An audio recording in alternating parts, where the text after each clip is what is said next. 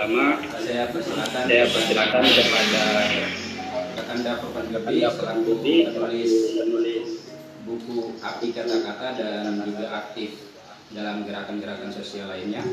Kepada Kakanda Furqan saya persilakan dengan hormat. Bismillahirrahmanirrahim. Assalamualaikum warahmatullahi wabarakatuh. Salam hormat saya dulu sama Bang Yani, sama Bang Lukman. Sudah bersedia untuk bergabung dalam. Assalamualaikum warahmatullahi wabarakatuh. Saya ucapkan terima kasih dulu kepada Bang Lukman sama Bang Yani sudah bersedia ikut bergabung memberikan pencerahan kepada teman-teman muda. Ada Bang TB Masa Jafar juga ini yang hadir, Ketua Prodi Universitas Nasional. Mungkin beliau nanti yang juga akan memberikan tambahan-tambahan kepada kita semua. Ada Bang TB, Bang Yani. Ya. Terima kasih sudah bergabung. Saya singkat aja. Mungkin saya mulai dengan alinea keempat pembukaan Undang-Undang Dasar 1945.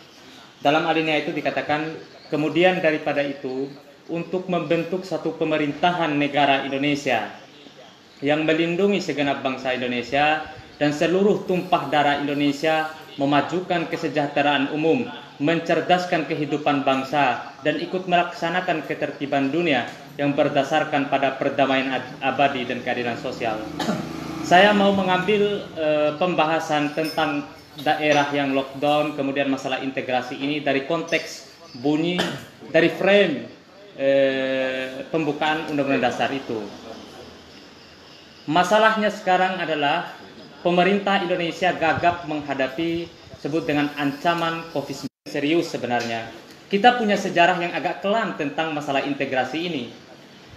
Kecemburuan daerah terhadap pusat itu pernah terjadi tahun 1947-48 yang akhirnya melahirkan Pemerintah Revolusioner Republik Indonesia.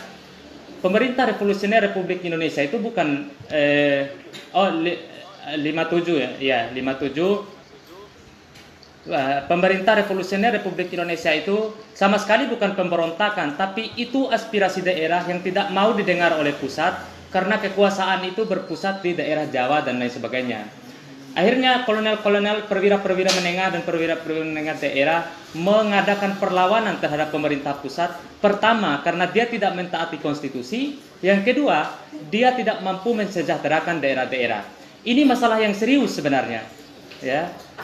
Apa yang saya mau hubungkan dengan sikap lockdown daerah-daerah di Papua sudah menyatakan tidak ada urusan Jakarta, kita mau lockdown karena ini demi keselamatan rakyat kami. Ini kan salah satu sikap yang sama persis dengan sikap pemimpin-pemimpin PRRI pada waktu itu.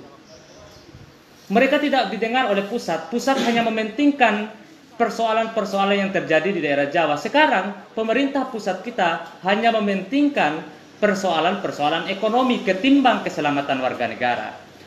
Inilah sebenarnya yang menjadi titik awal gimana bisa terjadi disintegrasi. Negara kita ini negara semi federal. Mudah saja daerah-daerah itu menyatakan diri, ya, melockdown atau mengunci diri dan lain sebagainya.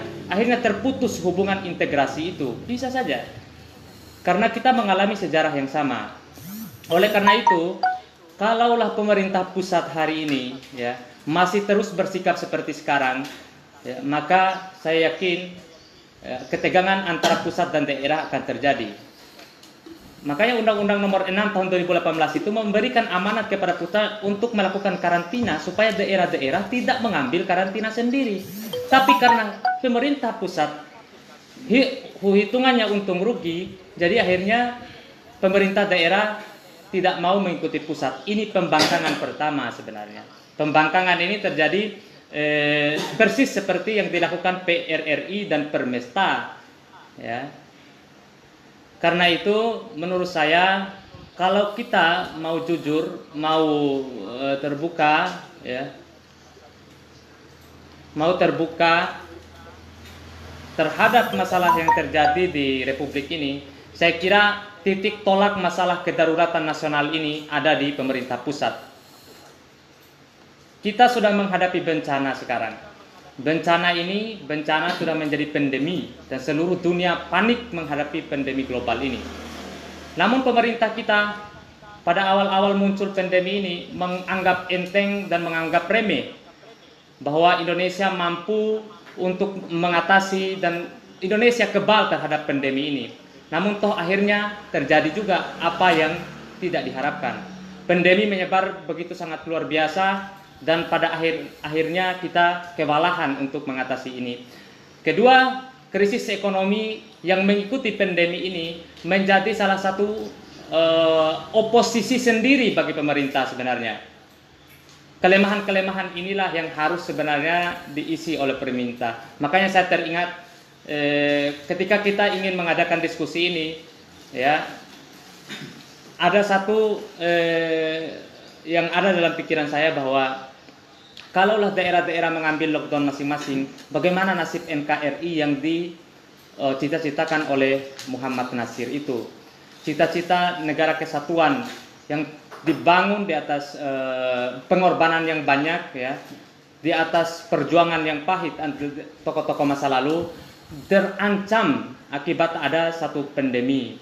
Ini kalau kita kaji dalam teori konspirasi yang orang-orang kemukakan beberapa kesempatan, bahwa kalau ini menjadi senjata biologis, maka tentu akan menjadi ancaman nasional bagi negara Republik Indonesia. Oleh karena itu, dalam 70 tahun mosi integral ini, kita perlu mengingat bahwa kita pernah menjadi negara serikat atau bubar menjadi negara Republik Indonesia. Kemudian yang kedua, kita pernah mengalami pemberontakan daerah. Kemudian kita pernah mengalami protes keras dari daerah seperti PRRI Permesta. Nah, akibat kelalaian pemerintah pusat, jangan sampai hal itu terulang kembali di dalam Indonesia yang sekarang.